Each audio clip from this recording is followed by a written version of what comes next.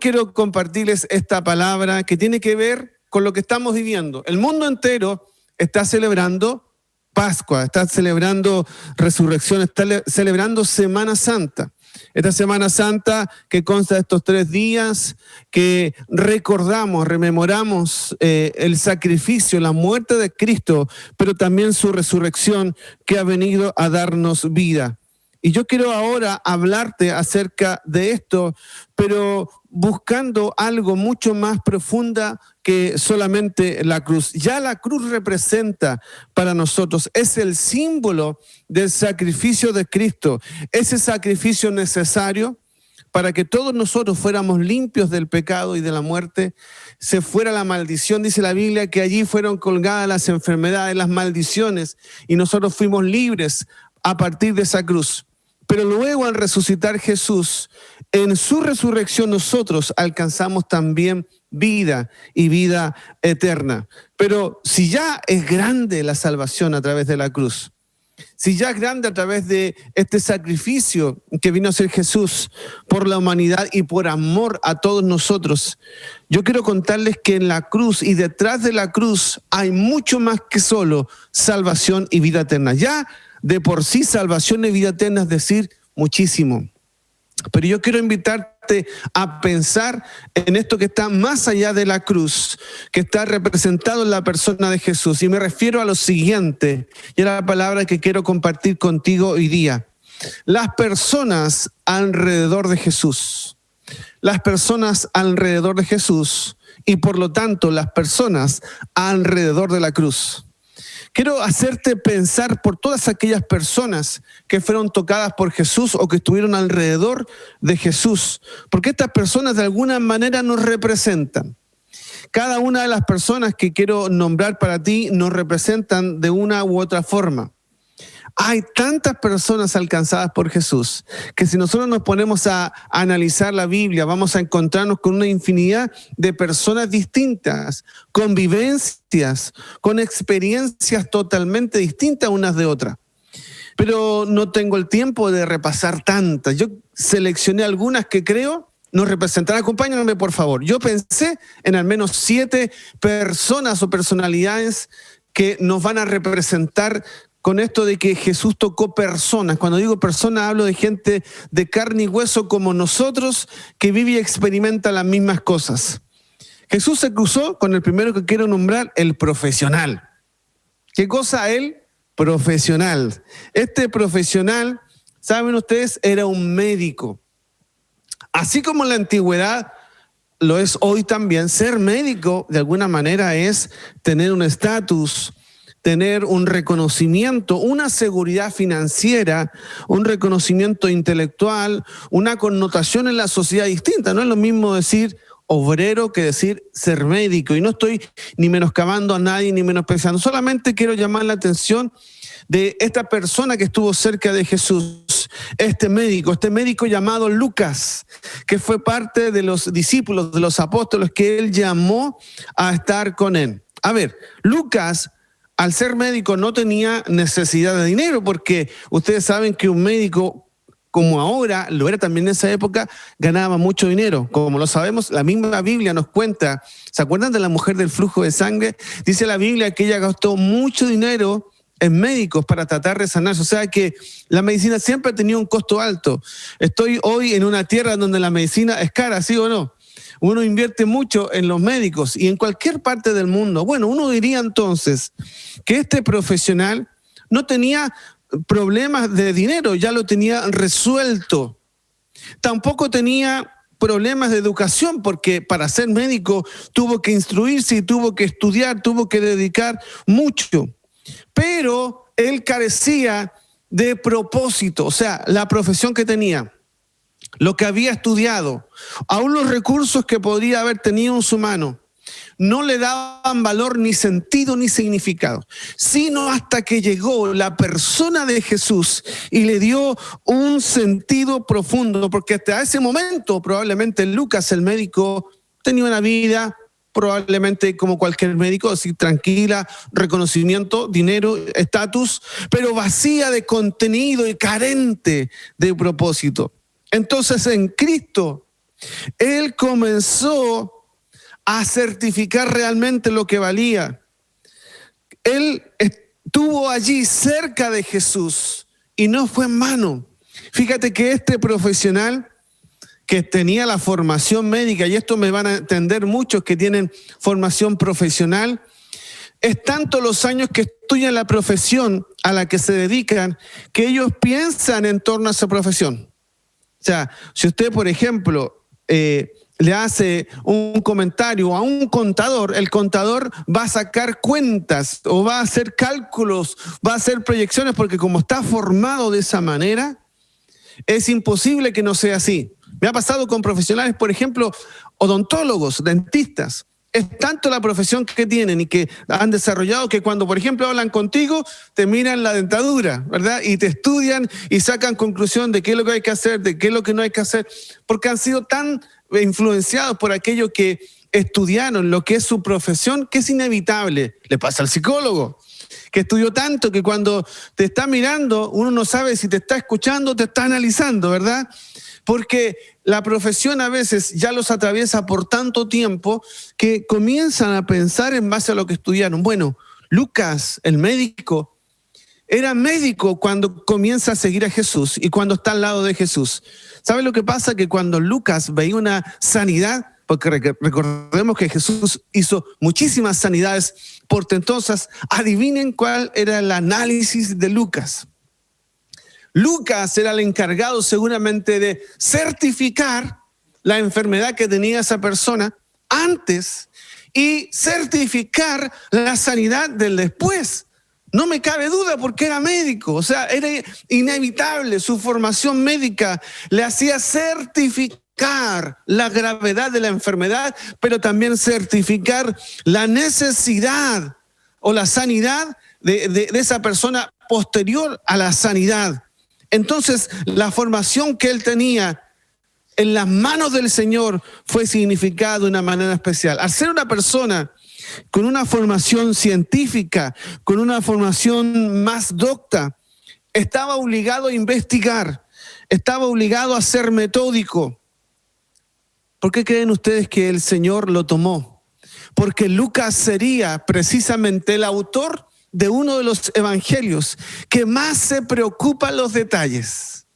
Porque este Lucas tenía una mirada de médico. El médico tiene que fijarse en los detalles para concluir, tiene que estudiar y analizar todo el contexto para dar un diagnóstico. Él tiene que chequear todas las variables, analizar. Bueno, Lucas es alguien que se destaca en su evangelio, el evangelio de Lucas, porque fue alguien minucioso, alguien ordenado, alguien que sabía certificar la información, ordenarla para ponerla en papel y transmitir la información de manera correcta. ¿Sabían que Lucas le da una mirada no judía a los evangelios?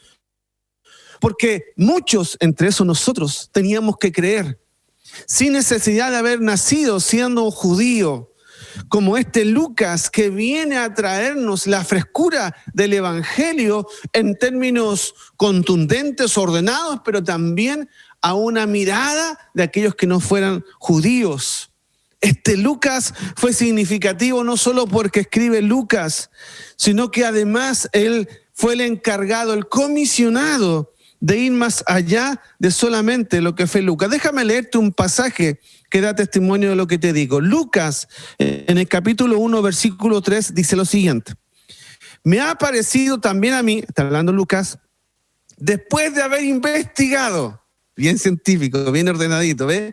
Bien profesional, después de haber investigado con diligencia todas las cosas desde su origen, escribírtelas por orden, oh excelentísimo Teófilo. O sea, viene así paso a paso. En nuestro equipo tenemos profesionales y cuando nosotros hablamos con ellos, ellos son muy ordenaditos, muy metódicos y ordenan la información para llegar a concluir. Cuando él empieza el evangelio, ahí en Lucas comienza diciendo esto porque se lo está transmitiendo a uno llamado Teófilo, pero aquí él destaca cosas como decir esto: investigación, diligencia, escribirlas por orden. O sea, cosas que no hacen los otros evangelios. que en las manos de Dios son necesarias y son un elemento tan útil que fue elegido para ser más tarde, después de la muerte de Jesús, ¿saben qué? Compañero de uno de los más potentes apóstoles, el apóstol Pablo, el apóstol de los gentiles, el apóstol que llevó el evangelio a los no judíos. O sea, Lucas, como tenía esta versatilidad, esta capacidad, fue usado por Dios para acompañar. Y si usted lee el libro de Hechos, incluso algunas cartas, va a encontrarse con que Lucas fue compañero del apóstol Pablo en muchos viajes. Al ser alguien docto, era alguien que estudiaba la geografía, se decía de él que era un muy buen viajero, porque como se dominaba varias disciplinas, era alguien inteligente, tenía esa capacidad de adaptación a los lugares donde iban. Esto le valió que pudiera acompañar a Pablo. Tanto incluso que se registra que Lucas lo acompañó en los lugares más difíciles. De hecho, cuando Pablo estaba encarcelado, a mí no me extrañaría incluso que Lucas fuera el médico personal de Pablo. Así lo certifican, de hecho, algunos estudiosos. Y me atrevería a decir que capaz que también el médico de Jesús. No porque Jesús necesitara sanidad, sino porque yo me imagino que su profesión lo hacía decirle, Jesús, hay que comer, Jesús, hay que descansar. Yo me lo imagino así, ¿no? Lo mismo diciéndole a Pablo, Pablo, ten cuidado de esto. Pablo, cuando veía sus heridas, Pablo ya un hombre anciano, había estado tanto tiempo encorvado, tanto tiempo agachado bajo esa esclavitud, que seguramente le asistió con lo que podía, porque era la esencia de lo que tenía. Este Lucas fue útil, tan útil que incluso fue el que registra para muchos el libro de Hechos. Mire lo que dice Hechos, si usted lo lee completo, pero quiero llamar la atención en Colosenses. No tengo el tiempo, pero Hechos al principio dice, ahora vuelvo a escribirte después de lo que te escribí a ti la otra vez, Teófilo, en este segundo tratado o en este segundo escrito. Pero Colosenses destaca de él una frase hermosa. Colosenses 4:14 dice, Pablo hablando, os saluda Lucas, el médico amado, y demás. O sea, había una diferencia entre ser el médico y el médico amado. Yo le hablo a los profesionales que me están escuchando. Yo le hablo a aquellos profesionales que puedan estar aquí en esta sala. Tu profesión tiene valía. Tu profesión tiene sentido a partir de Jesús. No es lo mismo ser médico y que te reconozca la gente y que tengas un posgrado y que tengas una especialidad. Eso puede ser éxito para el mundo. Eso puede ser una mejor calificación para ti. Pero a los ojos de Dios, a la vista de Dios, eres más de lo mismo. Es distinto que del cielo se te asigne un nombre. Que el cielo te nombre como fue nombrado Lucas. Lucas, el médico amado. Es como si Dios dijera de ti, Pablo, el ingeniero amado. Cristian, el veterinario amado. La amada psicóloga, Juanita. O sea, si el cielo te da esta carátula, si el cielo te da esta inscripción, tu profesión tomó un sentido a partir de Jesús. Una profesión sin Jesús es solamente para hacer dinero, es solamente para satisfacer tu ego, es solamente para llenar un vacío que nunca lograrás llenar. Pero si esas profesiones las ponemos a los pies de Jesús, esa profesión tiene un sentido profundo y un valor distinto. Que el cielo diga de ti, el amado profesional. Así como dijo de Lucas, el amado médico, el amado médico. Qué bendición. Que el cielo te llame el amado profesional. ¿Tienes una profesión? No hay problema. ¿Estás estudiando para ser profesional? Te felicito. Pero nunca olvides que tu profesión tiene valor a partir de Jesús. Y en servicio a Jesús es que tu profesión tendrá valor, así como lo fue con Lucas. Te dije, personas alrededor de Jesús, personas alrededor de la cruz. El segundo que quiero mencionar es el rico. Nosotros por años, yo crecí prácticamente en el Evangelio y escuché la enseñanza de que los ricos le era difícil entrar en el reino de los cielos, y se mencionaba el versículo que todos sabemos, que era más fácil pasar un camello por el ojo de una aguja, y todo lo que ya sabemos. El encuentro también de Jesús con el rico, cuando le habla y lo reprende, lo confronta, y está bien. Pero hemos olvidado la panorámica completa. Que la Biblia asegure, porque es así, que un rico es difícil, que quiera rendirse delante de Dios, no significa que sea imposible. No significa que no se haya dado en la Biblia. Y digo esto porque sé que muchos son ricos y están escuchando esta palabra. Y sé que muchos llegarán a ser ricos emprendiendo. Entonces necesito que escuches esta palabra. Un rico con su riqueza es vanidad si no tiene a Cristo en medio de ella. Un rico y su riqueza no tiene más valor que solo dinero si no le sirve a Jesús, a su propósito y al reino. Hoy quiero mostrarte a la luz de la palabra que Cristo, saben ustedes, tuvo un discípulo, tuvo un seguidor rico. O sea, así como confrontó al rico, así como también enseñó que era difícil para un rico, así también hubo un rico que le sirvió y le siguió. Acompáñame al libro de Mateo.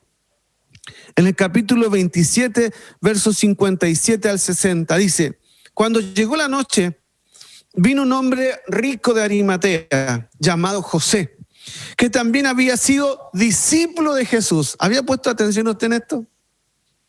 Nadie le puso atención en esto. O sea, aquí la Biblia registra que Jesús tuvo discípulos o seguidores ricos.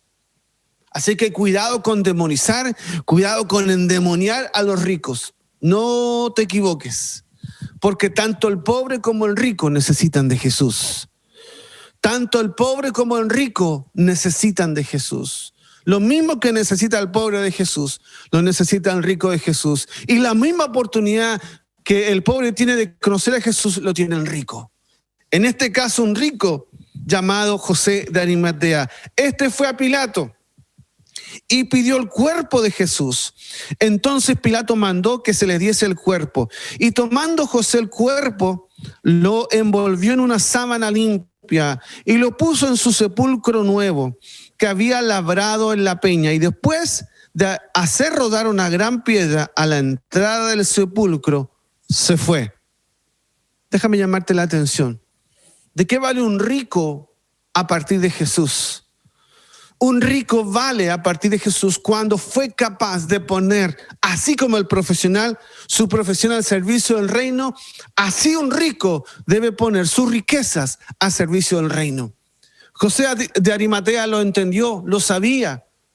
¿O ustedes creen que él solo sirvió a Jesús y siguió a Jesús por escuchar la palabra y nada más, que él fue beneficiado de esa palabra y no hizo nada? Déjame decirte algo. Jesús tenía que comer, tenía que viajar, tenía que pagar hospedaje, y seguramente hubieron José de Arimatea que bendijeron esos viajes, esas estancias, esas comidas que acompañaron, y el testimonio está aquí. Cuando Jesús muere y está bajándose el cuerpo del madero, él usa su riqueza, porque un rico tiene influencia, ¿o no? Claro, tiene contactos que el común de nosotros no tiene. ¿Dónde fue José de Arimatea? Cuenta la Biblia. Fue donde Herodes, o sea, fue donde Pilato. Y él tenía el acceso a Pilato que no tenía el común de la gente. ¿Por qué? Porque era un hombre influyente, y era influyente porque era un hombre rico. Necesitamos José de Arimatea para entrar en una ciudad, para bendecir un propósito eterno. Este José de Arimatea bendijo un propósito eterno. ¿Y en qué dirá usted? ¿De qué vale que él hizo lo que hizo? ¿Ustedes creen que la Biblia registraría no solo en este evangelio, sino que los otros evangelios también lo repiten con otros detalles muy sabrosos? Lo registra a propósito, para que veamos el valor que tiene José de Arimatea en la mano de Jesús. ¿Sabe lo que él hizo? Seguramente pagó por ese lugar. Según dice la Biblia, lo mandó a labrar, o sea que hubo trabajadores que pagarle para que esculpieran, trabajaran en el lugar y lo dejaran preparado. Tenía que ser un lugar no tan lejos, pero tenía que ser un lugar lo suficientemente amplio y preparado para que entrara el cuerpo de Jesús. Hubo que mandar a tallar una piedra especial que cerrara y que fuera grande. Usted se dice, pero ¿por qué todos estos elementos? Déjame explicar, déjame llegar al final. La Biblia también dice que él lo envolvió en una sábana que seguramente tuvo que comprar, y eso se compra con dinero, y lo tuvo que envolver y lo llevó ahí, una piedra grande, un lugar determinado, un lugar. ¿Sabe por qué? Para que se notara el milagro de la resurrección. Porque no hubiera sido lo mismo dejar el cuerpo tirado o el cuerpo en un lugar público, no hubiera sido lo mismo, el lugar no hubiera sido lo mismo, porque la gloria no hubiera sido lo mismo, porque los ángeles no hubieran sido los mismos anunciando la resurrección, porque los soldados no se hubieran asustado al ver semejante roca que se corrió sin la fuerza de nadie en especial. Se necesitaban de todos esos detalles para que la gloria fuera de Dios, para que la gloria de su resurrección fuera notoria. Él entendió, José de Arimatea, que tenía que servir a Jesús con su riqueza, y él tomó de lo suyo, él usó de su influencia, lo honró a Jesús en su muerte, lo cuidó. Qué privilegio tuvo José de Arimatea. ¿Se imagina tocar el cuerpo de Jesús? Él tuvo un privilegio que pocos. Él lo envolvió. Él fue y puso las sábanas y lo puso en un lugar de honra, de reconocimiento. Cuidó de él cuando era más vulnerable a los ojos del resto. Bendito José de Arimatea, que se levantarán en el tiempo que viene. Benditos los ricos que se acercan para servir a Jesús con su riqueza. Tercer personaje que quiero hablar contigo, el frustrado. Así le puse en mi definición. Puedes tú tener una distinta, pero quiero hacerte pensar en un personaje que tenía en su ADN, me parece a mí, frustración. Y me refiero a Pedro. Pedro en sus primeros años. No el Pedro que vemos ahí en el libro de Hechos, ya maduro, grande y crecido, sino que ese Pedro que comenzó por seguir a Jesús. ¿Por qué digo que había frustración? Porque la vida de un pescador no es fácil. Yo he visto de cerca esto. Tuve el privilegio de conocer a una familia de pescadores en el sur de Chile, donde el mar es muy frío, no es como acá que es un mar cálido, el mar es muy frío. Y veía cómo ellos en la mañana decían, vamos a fondear el bote, es decir, no lo podían dejar muy a la orilla porque las olas podían romper o pegar contra las rocas y dañar el bote. Entonces lo que tenían que hacer era dejar el bote bien adentro. Entonces se levantaba uno de mañana, muy de mañana, 5 de la mañana, iba nadando a buscar el bote en esa agua fría, tomaba el bote, remaba hacia la orilla, buscaba a los compañeros de pesca, los subía y se iban a pescar de madrugada, con frío, con hambre, muchas horas. Ahora, ¿sabes lo que tiene de particular la pesca artesanal? Lo mismo que le pasaba a Pedro, que tú nunca sabes si vas a volver con pescados. Tú sabes, por ejemplo, Lini, que cuando trabajas, esas horas que trabajaste, te las van a pagar, ¿cierto? Es seguro. Lo mismo tú, querida, que cuando vas a trabajar, sabes que las horas que trabajaste te las pagan. Tú sabes que si vas a trabajar, esas horas te las pagan. Pero alguien que vive como el pescador Pedro, no sabe qué paga va a tener. Evidencia lo que le pasó las 2 veces que se encontró con Jesús. Él venía de vuelta con las redes vacías. ¿Sabe la frustración que se siente? Trabajar duro, trabajar, tirar, hacer fuerza. Aparte era un trabajo de mucha fuerza física, de agacharse, de levantar, de recoger, de tirar, de mojarse, de quedarse, de resfriarse, me imagino. De que se te enfríen los pies. A mí se me enfrían un poco los pies, me refiero. Yo me imagino a alguien que tiene los pies permanentes en el agua, ropa mojada. ¿Se imaginan ustedes la frustración que se sentía adentro? Claro, habían días que salía todo bien, cuando todo está bien, todo es fiesta, pero ¿y cuando está mal? cuando hay que pagar cuentas y no llegó, cuando dependes de lo que la pesca te dé y lo que el día te dé. Tú no puedes controlar el clima. Un pescador no puede decir, oh, quiero que hoy día no llueva. Si va a llover, y si va a haber temporal, va a haber temporal, y no hay caso. No hay caso. Entonces, no es tan fácil. A mí me parece que seguramente Pedro guardaba dentro. De hecho, Jesús mismo, conociéndolo, es que le habló a Pedro de esta particularidad que él tenía, que era alguien que respondía rápido, que tenía un temperamento así, a los ojos del resto agresivo, temperamental, enojón, furioso. Yo creo que había algo de frustración por el oficio que él tenía. Dice la Biblia ahí en Mateo capítulo 4, versos 18 y 19. Andando Jesús junto al mar de Galilea, vio a dos hermanos, Simón, llamado Pedro, y Andrés su hermano, que echaban la red en el mar porque eran pescadores. Y les dijo, venid en pos de mí y os haré pescadores de hombres. Jesús llamó a aquel que luchaba con su temperamento, que luchaba con circunstancias que no manejaba, y le dio un sentido a el oficio que él tenía. Le dijo, así como fuiste forjado en la pesca, que tú no sabes si te irá bien o te irá mal, bueno, ahora ese oficio será resignificado en mí y te harás pescador de hombres. Me hace pensar en aquellos que somos pastores. Somos como pescadores. No sabemos cómo será la jornada, nos entregamos del todo, pero no sabemos cómo vendrá la red. Nosotros tiramos la red en el nombre de Jesús.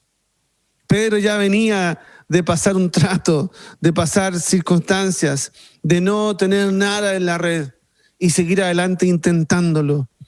Ahora él lo toma y transforma todo, creo yo, esa frustración, ese temperamento o incluso esa pasión, capaz que hasta esa rabia, para ahora predicar el evangelio. Tanto que fue un gran predicador, un gran evangelista y un gran apóstol. Él tomó esa frustración, él tomó de lo que era su oficio y lo significó y lo resignificó a partir de Jesús. ¿Cuántas personas a las que te quiero hablar? La pecadora o el pecador, porque en realidad no importa aquí el género, somos pecadores, o algunos vienen de esta experiencia de ser como esta pecadora. Me refiero a la samaritana. Quiero que me acompañes. Juan 4, versos 39 al 41. Dice, y muchos de los samaritanos de aquella ciudad creyeron en él por la palabra de la mujer, que daba testimonio diciendo, me dijo todo lo que he hecho. Entonces vinieron los samaritanos a él y le rogaron que se quedase con ellos, y se quedó allí 2 días y creyeron mucho más por la palabra de él. Dice la Biblia que al que mucho se le perdona, mucho ama. Yo creo que a lo mejor de los que están sentados aquí, yo creo que quizás de algunos que me están escuchando a través de esta señal, se sienten como esta mujer, extremadamente pecadora, con un pasado del que avergonzarse. Jesús habla con la mujer, recordemos el momento. Y cuando habla con la mujer, descubre un pasado, la verdad que vergonzoso. Difícil de nombrar. No era como para enorgullecerse que ella tenía tantos fracasos. Ella, tratando de buscar el amor y la comprensión, había fracasado no una, no dos, muchas veces. Con familia destruida, con crisis de identidad, con falta de amor propio, con una autoestima dañada, yo me imagino, no valorada hasta que se encuentra con Jesús. Y en Jesús ella encuentra el verdadero amor. En Jesús ella encuentra el verdadero Padre. En Jesús encuentra significado a tener familia y a tener una pareja. Tan fuerte fue el amor que ella recibió en ese momento. Finalmente, ¿saben qué? Se encuentra con la misma personificación del amor. Cuando ella conoce y descubre la personificación del amor que es Jesús, sale corriendo, dice la Biblia, a contarle a otros. Claro, aquel que fue tan dañado. Aquel que sabe lo que se sufre por el desamor, por el abandono, por el menosprecio. cuando encuentra el verdadero amor, lo único que quiere es contarle a otros que hay un amor que salva, que hay un amor que sana, que hay un amor que te da oportunidad. Esta llegó a ser la más grande evangelista de ese lugar, porque se encontró con el verdadero amor. ¿Se dan cuenta cómo el Señor resignifica las personas a la pecadora, de pecadora a evangelista? ¡Wow! Solo Jesús tiene esta capacidad de resignificar personas. Por eso que las personas alrededor de Jesús, las personas que tocaron a Jesús, nunca más volvieron a ser las mismas, nunca más. Nunca más. Tengo otro, el quinto, le puse el maldito. Porque así como había una pecadora, también había un maldito. ¿Saben lo que es pasar un montón de tiempo y de años endemoniado? ¿Saben lo que es no poder tener control de sí mismo? ¿Saben lo que es que estos demonios te tomen, te destruyan, te desfiguren, te hagan andar como un loco, pasar vergüenzas? ¿Saben lo que significa eso para tu propia familia, para la gente que te ama? Estar maldito. Este estaba así. Mire lo que dice Lucas en el capítulo 8, versos 38 al 39. Y el hombre de quien habían salido los demonios le rogaba que le dejase estar con él. Aquí está el final de la historia. Jesús llega al lugar, este muchacho estaba endemoniado mal, el papá le pide por favor que haga algo, que ya no sabía qué hacer, que no se le podía sujetar, que se dañaba, que se pegaba contra las rocas. Era un muchacho destruido, desfigurado. Yo creo que hasta feo. Ve que el pecado te pone feo, te pone andrajoso, te pone mal. Este estaba con tanto, o sea, ya no era que le iba mal, no, él estaba maldito. O sea, no podía tener una vida normal porque todo lo que intentaba hacer, seguramente entraba en este círculo vicioso de la maldición. Hasta que Jesús se encuentra con él, lo libera de esa maldición. Y él de la felicidad se pone a los pies de Jesús. Dice, y el hombre de quien había salido los demonios le rogaba que le dejase estar con él. El endemoniado ahora quería ser un discípulo de Jesús. Pero Jesús le despidió diciendo, vuélvete a tu casa y cuenta cuán grandes cosas ha hecho Dios contigo. Y él se fue, publicando por toda la ciudad cuán grandes cosas había hecho Jesús con él. Pongan la atención a algo. Él no podía siquiera hilvanar una conversación. Él no podía siquiera sostener un diálogo porque estaba tan endemoniado que el diablo no lo dejaba ni a sol ni a sombra, ni de día ni de noche. Pero ahora este ocupó todo lo que tenía. ¿Sabe lo que pasa? Es que cuando alguien estuvo tan maldito, conoce la densidad de la oscuridad. Cuando alguien estuvo bajo tanta maldición, sabe lo denso, sabe el poder, sabe las ataduras que hay detrás de eso. Entonces, cuando Jesús la rompe el yugo de la esclavitud, te saca de las tinieblas, ya reconocía a los otros endemoniados. ¿No ve que el drogadicto reconoce al drogadicto? Entre los pares se reconocen. Entonces, que había estado maldito, que había estado endemoniado, podía distinguir dónde los espíritus demoníacos, dónde estos espíritus diabólicos traían destrucción. Y él, donde veía eso, se acercaba para hablarles que en Jesús había libertad. De ser un endemoniado, un atado y un maldito, él comenzó ahora a ser un liberador para otros. Porque salió a contarles, dice la Biblia, cómo Jesús pudre yugos, cómo Dios rompe cadenas, cómo Dios te puede dar un valor y un sentido a la vida. Él dejó de ser de quien el Padre se entristecía, dejó de ser de lo que otros se burlaban para transformarse en aquel que llevaba buenas noticias a la gente. Y por último, tengo dos más. El sexto es el religioso. Porque también hay religiosos en todas las naciones, en todas las ciudades de religiosos. Gente que cree saber de Jesús o de Dios, pero que vive una vida a lo mejor lejos de Dios y no vive una vida revelada. Bueno, Jesús se encontró con uno. Ahí en Juan capítulo 3, verso 2 dice, vino a Jesús de noche y le dijo, Rabí, sabemos que has venido de Dios como maestro, porque nadie puede hacer estas señales que tú haces si no está Dios con él. Me refiero, ¿saben a quién? A Nicodemo. Nicodemo el religioso, un hombre importante que estaba ahí en la cúpula de los religiosos de ese tiempo, parte importante de los sacerdotes, parte importante de los que tomaban decisiones a nivel de los religiosos judíos de ese tiempo. Pero él tuvo la capacidad de ver en Jesús una oportunidad.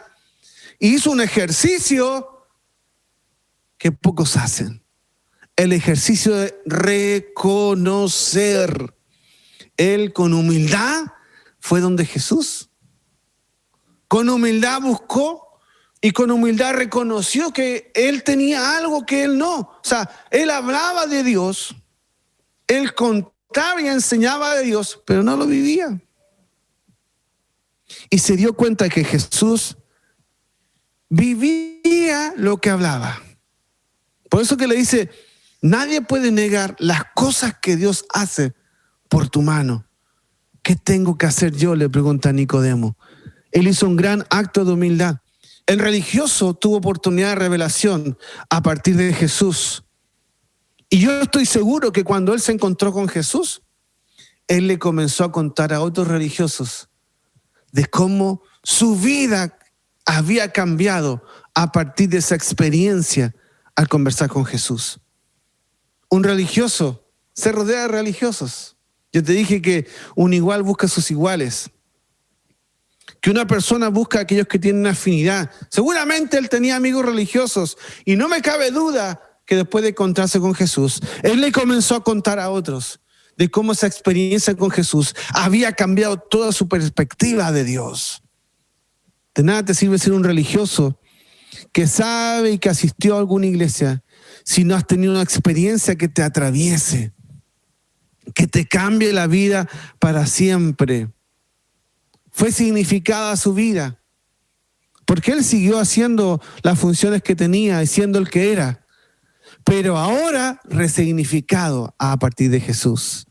Y me llama la atención algo, déjame leerte, Juan 19 del 39 al 40. Dice, también Nicodemo, ¿se acuerdan de José de Arimatea, el rico? Ese que era rico y que llegó a Jesús, le envolvió una sábana, que compró un lugar, que lo preparó y lo pusieron ahí en esa tumba especial. Bueno, dice la Biblia en otra versión de ese mismo pasaje que está en Juan 19, 30 y 40, dice, también Nicodemo, yo creo que esto es sorpresa para muchos, al que antes había visitado a Jesús de noche, mira, vino trayendo un compuesto de mirra y de aloes, como 100 libras. ¡Wow! Tomaron pues el cuerpo de Jesús y lo envolvieron en lienzos con especies aromáticas, según es costumbre sepultar entre los judíos. Miren el religioso, tuvo el mismo privilegio del rico. Él compró, él pagó un precio y con ese acto estaba honrando a Jesús. Con ese acto le estaba adorando. Lo envolvió, puso perfume. Dice la Biblia que lo prepararon. Yo me imagino el privilegio de Nicodemo. Ahora revelado, sirviendo a Jesús. Cuando un religioso, alguien que vivió una religión, se encuentra con Jesús y se pone al servicio de Jesús, su vida es resignificada. Tus actos son siempre de adoración permanente. Y termino con el último personaje y ya voy cerrando.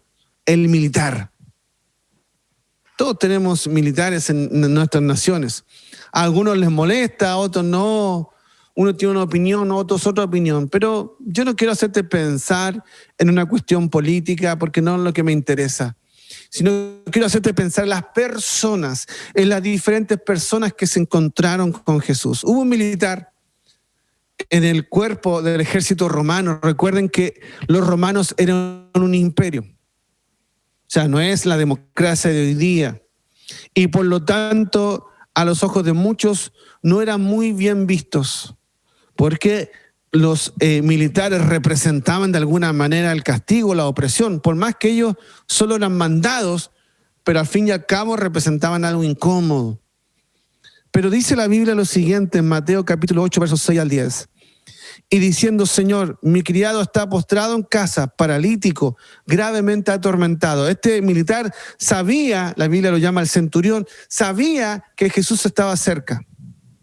Y Jesús le dijo, yo iré y le sanaré. Respondió el centurión y dijo, Señor, no soy digno de que entres bajo mi techo, solamente di la palabra y mi criado sanará, porque también yo soy hombre bajo autoridad y tengo bajo mis órdenes soldados. Y digo a este, ve y vaya, al otro, ven y viene. Y a mi siervo, haz esto y lo hace. Al oírlo Jesús se maravilló y dijo a los que le seguían, de cierto os digo que ni aún en Israel he hallado tanta fe. Déjame ponerte atención en algo. En otra versión que tú puedas leer más tarde, dice que este hombre militar favorecía al pueblo de Dios. ¿Puedes creer tú? O sea, él había escuchado de Dios y los ayudó mucho a los judíos. Es más, les mandó a construir una sinagoga, los cuidaba, los favorecía. Y cuando escuchó de Jesús, qué increíble, la gente que menos cercanía tiene con la religión puede ser la gente que tenga más fe. Cuando llegó Jesús cerca y él tenía un criado enfermo, o sea, el tipo era un hombre bueno, era un servidor de su casa, no es que era su hijo, era un servidor de su casa. El hombre tenía un corazón noble, un corazón para Dios. Cuando su criado enfermó tanto, él mandó a decir a Jesús si podía orar por él. Y Jesús, cuando escucha esto, le dice que irá y él dice, no es necesario, solo di la palabra. Y Jesús dice, este hombre tiene más fe que ustedes mismos que son israelitas y judíos. Este hombre usó su influencia y su posición para ayudar en la expansión del evangelio. Me hace pensar en una experiencia que viví estando en la frontera entre Colombia y Venezuela. Hablé con un pastor que estaba asignado allí en Venezuela y que por causa de la situación que hay ahí, él fue falsamente acusado como un instigador frente al gobierno imperante y por lo tanto se decretó que había que eliminarlo. Y entonces él tenía familia en Colombia, que estaba ahí, la nación vecina. Y el militar que estaba a cargo de la zona, ¿pueden creer que ese militar era un creyente? Y que ese militar escuchaba y le pedía al pastor que cada cierto tiempo orara por él. Tenía un temor de Dios, estaba en una posición que estaba ahí, o sea, él conoce a Cristo ya siendo un militar, ya siendo un general importante del lugar. Pero miren lo que hace. Cuando se da la orden de que debe ser eliminado esta persona y que desaparezca, y él recibe esta orden, él busca al pastor y le dice, pastor, mejor váyase, porque mañana se va a ejecutar esta orden. Y él, entendiendo que tenía que salir, sale de allí y estuvo prácticamente un año fuera de su casa y fuera de su familia, porque su vida corría peligro. Pero hubo un hombre con temor de Dios, usado con influencia en esa posición en la que estaba para guardar la vida de un hombre de Dios. ¿Qué quiero decir con todo esto, queridos? No importa quién seas, no importa lo que hagas, no importa la profesión o el oficio que abraces, no importa el pasado que tienes, todo va a carecer de sentido si no te dejas atravesar por la persona de Cristo en tu vida. Lo que eres, lo que tienes y lo que haces cobran verdadero valor cuando pones todo eso al servicio de Dios. Escúchame, es por Jesús y a través de Él que alcanzamos nuestro máximo potencial. ¿De qué te sirve tu profesión si no está a los pies de Dios? ¿De qué te sirve tu riqueza y tu dinero si no están al servicio del reino de Dios? ¿De qué te sirve tu lugar de influencia si con él no favoreces el avance de la obra de Dios? ¿De qué te sirve tu pasión si no la vuelcas a la causa más grande que existe, el Evangelio? ¿De qué te sirve llorar el pasado que tuviste si no lo transformas para que sea un don en las manos de Dios para traer a muchos a sus pies? Hoy quiero decirte lo siguiente: no seamos de los que miran de lejos la cruz, seamos de aquellas personas que fueron cambiadas por la cruz. Todos los que aquí estamos, todos los que me están escuchando, pueden ser el número 8, el número 9, el número 10 de las historias de las personas alrededor de Jesús, de las personas alrededor de la cruz.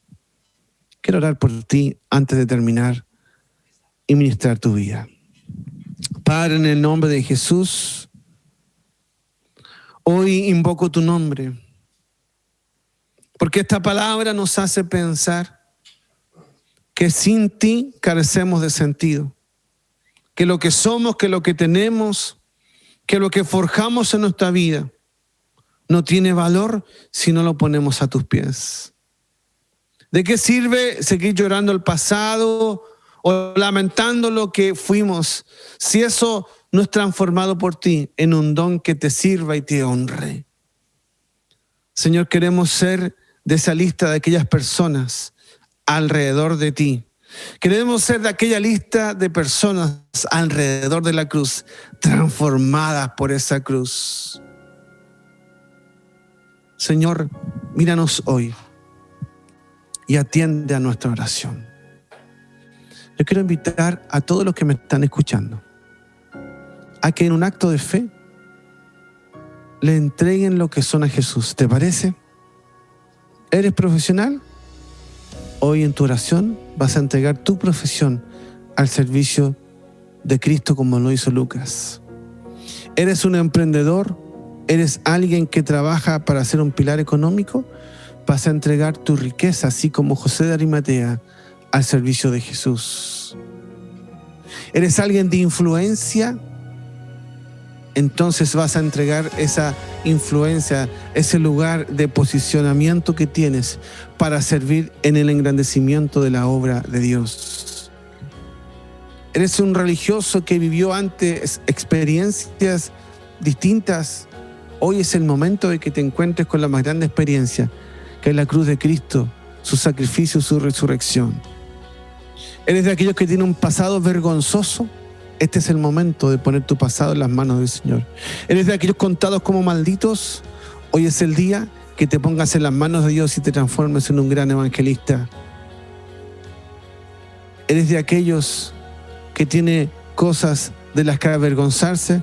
Pues este es el momento de poner tu vida en las manos del Señor.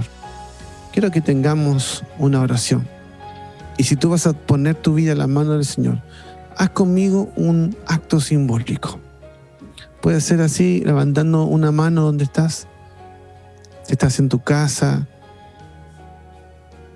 a lo mejor estés trabajando y no puedas mover tus manos. Bueno, bastará con que lo determinaste en tu corazón. A lo mejor estás manejando y no puedes dejar el volante. Bueno, va a bastar con que en tu corazón esté determinado. Y repite conmigo esta oración sencilla. Señor, hoy pongo delante de ti todo lo que soy. Toma mis talentos, mis capacidades, mis bienes y úsalos para tu gloria. Quiero ser de aquella lista de personas transformadas por tu cruz.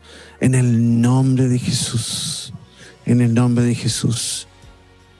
2 minutos más, escúchame, 2 minutos más. Y quiero que tú ahora con tus palabras le entregues lo que eres. Yo no sé qué es lo que eres, profesional, no sé si eres emprendedor, no sé si eres un militar, no sé si eres un religioso, no sé si eres un pecador arrepentido, no sé si fuiste un mal, no sé qué es lo que eres.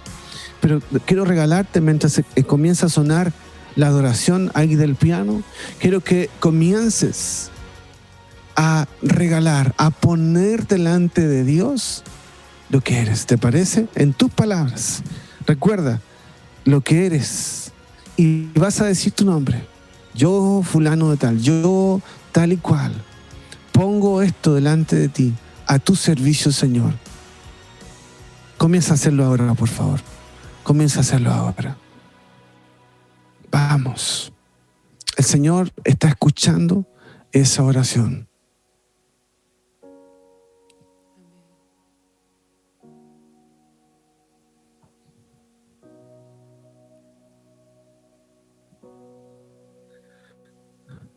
Así es, Señor.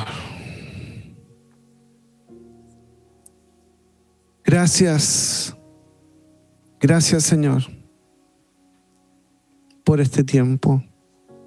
Recibe cada oración, recibe cada palabra que fue dicha desde la intimidad de sus corazones para ser, Señor, de aquellos cambiados por tu cruz. Señor, recibe cada oración, cada palabra dedicada a ti, con entrega, con honestidad y en servicio. Señor, bendigo tu nombre y bendigo a cada persona que se puso a tu disposición para ser transformada por tu cruz, para ser significados a partir de ti y para ser resignificados a partir de tu persona. Les bendigo, Señor, en el nombre de Jesús. Amén y amén. Vamos a adorar al Señor.